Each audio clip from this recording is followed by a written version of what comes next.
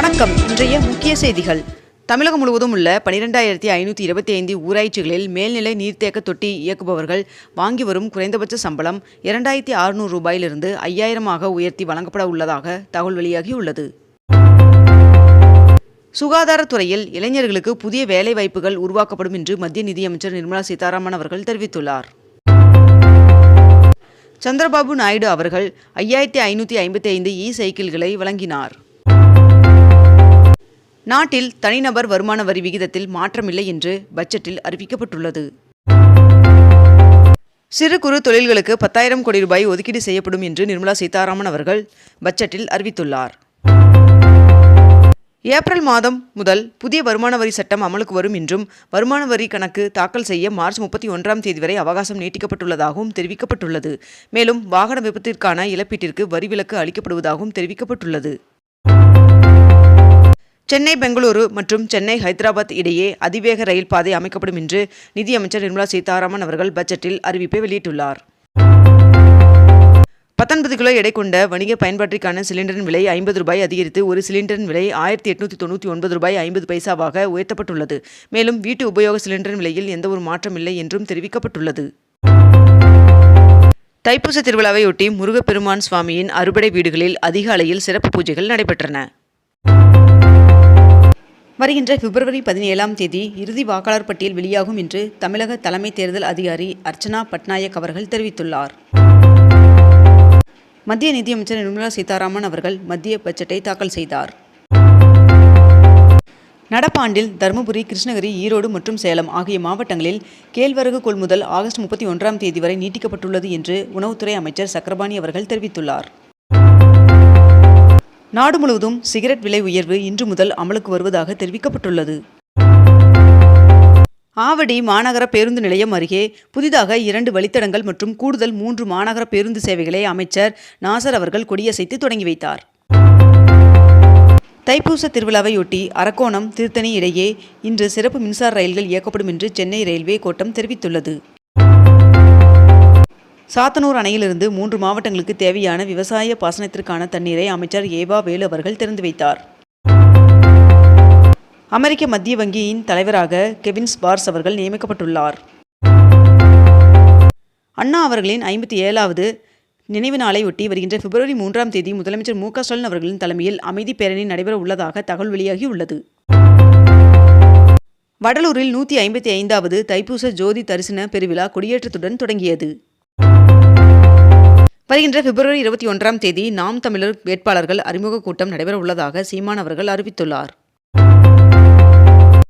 காரைக்குடியில் 100 கோடி ரூபாயில் அமைக்கப்பட்ட அரசு சட்டக் கல்லூரியை முதலமைச்சர் மு.க. ஸ்டாலின் அவர்கள் திறந்து வைத்தார். 22 கேரட் ஆபண தங்கத்தின் விலை சவரனுக்கு ஒரே நாளில் 7,600 ரூபாய் குறைந்து ஒரு சவரன் 1,19,200 ரூபாயாகவும் 1 கிராம் 14,900 ரூபாய்க்கும் விற்பனை செய்யப்பட்டு வருகிறது. இதனை அடுத்து 1 கிராம் வெள்ளியின் விலை கிராமிற்கு 85 ரூபாய் குறைந்து 1 கிராம் வெள்ளி 320 ரூபாய்க்கு விற்பனை செய்யப்பட்டு வருகிறது. சாத்தனூர் அணையிலிருந்து இன்று முதல் வருகின்ற மே 11 வரை தண்ணீர் திறக்க உத்தரவிடப்பட்டுள்ளது. கழனிவாசல் பகுதியில் 100 கோடி ரூபாய் மதிப்பில் அமைக்கப்பட்டுள்ள சட்டக் கல்லூரியை முதலமைச்சர் மு.க. ஸ்டாலின் அவர்கள் திறந்து வைத்தார். தமிழகத்தில் ஆசிரியர் தகுதி தேர்வு முடிவுகள் வெளியிடப்பட்டுள்ள நிலையில் பிப்ரவரி 2 முதல் சான்றிதழை பதிவிறக்கம் செய்து கொள்ளலாம் என்று தெரிவிக்கப்பட்டுள்ளது.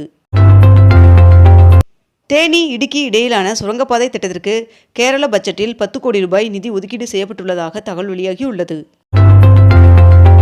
கோவை ஈசா யோகா மையத்தில் 2025 ஆண்டில் மட்டும் 6 லட்சம் பேருக்கு இலவச யோகா பயிற்சி அளிக்கப்பட்டுள்ளதாக தெரிவிக்கப்பட்டுள்ளது. வடலூரில் தைப்பூச பெருவிழா கொடியேற்றத்துடன் தொடங்கியது. மேலும் நாளை ஜோதி தரிசனம் நடைபெற உள்ளதாகவும் தெரிவிக்கப்பட்டுள்ளது. தமிழ்நாட்டின் சட்டமன்ற தேர்தல் நடைபெற உள்ள நிலையில் பாஜக சார்பில் 49 தொகுதிகளுக்கு பரப்புரை வேட்பாளர்களை அறிவித்துள்ளது. கோவை அரசு மருத்துவமனையில் 9 கோடியே 65 லட்சம் ரூபாயில் சிமெண்ட் சாலை அமைக்கும் பணி 80% நிறைவு பெற்றுள்ளதாக தகவல் வெளியாகியுள்ளது. தமிழ்நாடு அமைச்சரவைக் கூட்டம் வருகின்ற 5 முதலமைச்சர் மு.க. ஸ்டாலின் அவர்களின் தலைமையில் நடைபெற உள்ளதாக அறிவிக்கப்பட்டுள்ளது. பிரதமர் நரேந்திர மோடி அவர்கள் வருகின்ற பிப்ரவரி 27 இஸ்ரேல் பயணம் மேற்கொள்ள உள்ளதாக தகவல் வெளியாகியுள்ளது. 3 கோடியே 27 லட்சம் ரூபாய் மதிப்பில் கட்டப்பட்டுள்ள நினைவரங்கத்தை முதலமைச்சர் மு.க. ஸ்டாலின் அவர்கள் திறந்து வைத்தார். முன்னாள் தமிழக பாஜக மாநில தலைவர் அண்ணாமலை அவர்கள் சிங்காநல்லூர், மதுரை தெற்கு, விருகம்பாக்கம், காரைக்குடி, ஸ்ரீவைகுண்டம், பத்மநாதபுரம் ஆகிய 6 தொகுதிகளுக்கு சுற்றுப்பயணம் பொறுப்பாளராக நியமிக்கப்பட்டுள்ளார். அதிமுக மாவட்ட செயலாளர்கள் கூட்டம் வருகின்ற பிப்ரவரி 4ஆம் தேதி நடைபெறும் என்று அக்கட்சியின் தலைமை கழகம் அறிவித்துள்ளது. குன்றக்குடி அடிகளார் மணிமண்டபத்தில் 100ஆண்டு விழா கல்வெட்டை முதலமைச்சர் மு.க. ஸ்டாலின் அவர்கள் திறந்து வைத்தார். மகாராஷ்டிரா துணை முதலமைச்சராக அஜித் பவார் அவர்களின் மனைவி சுனேத்ரா பவார் அவர்கள் பதவியேற்றுக் கொண்டார். மகாத்மா காந்தி அவர்களின் 79வது நினைவு நாளை ஒட்டி முதலமைச்சர் மு.க. ஸ்டாலின் அவர்களின் தலைமையில் சென்னை எழும்பூர் அரசு அருங்காட்சியகத்தில் தீண்டாமை ஒழிப்பு உறுதிமொழி ஏற்கப்பட்டது. ஐரோப்பிய ஒன்றியத்துடன் ஒப்பந்தம் மேற்கொள்ளப்பட்டுள்ள நிலையில் இந்திய உற்பத்தியாளர்கள் இவ்வொப்பந்தத்தை நன்கு பயன்படுத்த வேண்டும் என்று பிரதமர் நரேந்திர மோடி அவர்கள் வலியுறுத்தியுள்ளார். சபரிமலை ஐயப்பன் சுவாமி கோவிலில் தங்க திருட்டு வழக்கில் சிறப்பு புலனாய்வு குழுவினர் நடிகர் ஜெயராமிடம் விசாரணை நடத்தினர். முதுநிலை மருத்துவ படிப்பில் 3ஆம் சுற்று கலந்தாய்விற்கு விண்ணப்பிப்பதற்கான கால அவகாசம் பிப்ரவரி 2ஆம் தேதி வரை நீட்டிக்கப்பட்டுள்ளது. சட்டப்பேரவைத் தேர்தலுக்கு வேட்பாளரை தேர்வு செய்வதற்காக பாமகவில் இன்று முதல் நேர்காணல் நடைபெற இருப்பதாக டாக்டர் ராமதாஸ் அவர்கள் தெரிவித்துள்ளார். இந்திய சர்வதேச கல்வி மாநாட்டில் பங்கேற்ற முதலமைச்சர் மு.க. ஸ்டாலின் அவர்கள் திருவள்ளூர் மாவட்டம் ஊத்துக்கோட்டை அருகே 872 ஏக்கர் பரப்பளவில் அமைய உள்ள தமிழ்நாடு அறிவுசார் நகரத்திற்கு அடிக்கல் நாட்டினார். தமிழகத்தில் பிறப்பு சான்றிதழ் பெயர் சேர்க்காமல் விடுபட்டவர்களுக்கு உதவும் வகையில் அதற்கான கால அவகாசத்தை 2026ஆம் ஆண்டு செப்டம்பர் மாதம் 26ஆம் தேதி வரை நீட்டித்து தமிழக அரசு உத்தரவிட்டுள்ளது. தமிழ்நாடு அரசு துறையில் பணிபுரியும் மாற்றுத்திறனாளி ஊழியர்களுக்கு பதவி உயர்வில் 4% இடஒதுக்கீடு வழங்கி தமிழக அரசு அரசாணை வெளியிட்டுள்ளது. வடசென்னை வளர்ச்சி திட்டத்தின் கீழ் 21 கோடி ரூபாய் மதிப்பில் திருவிக நகர் தொகுதிக்கு உட்பட்ட பெரம்பூர் நெடுஞ்சாலையில் அண்ணல் அம்பேத்கர் அவர்களின் திருமண மாளிகையை முதலமைச்சர் மு.க. ஸ்டாலின் அவர்கள் திறந்து வைத்தார். சபரிமலை ஐயப்பன் சுவாமி கோவிலில் பிப்ரவரி 12ஆம் தேதி மாலையில் நடை திறக்கப்பட உள்ள நிலையில் மாதாந்திர வழிபாடு தரிசனத்திற்கான முன்பதிவுகள் தொடங்கின. உதகையில் மெட்ராஸ் ரேஸ் கிளப்பிடமிருந்து மீட்கப்பட்ட 54 ஏக்கர் நிலத்தில் பூங்கா அமைக்க 70 கோடி ரூபாய் ஒதுக்கீடு செய்யப்பட்டுள்ளதாக தகவல் வெளியாகியுள்ளது. தகவல் அறியும் உரிமை சட்டத்தை RDI மறுபரிசீலனை செய்யப்பட வேண்டும் என்று மத்திய அரசின் பொருளாதார ஆய்வறிக்கை பரிந்துரைத்துள்ளது.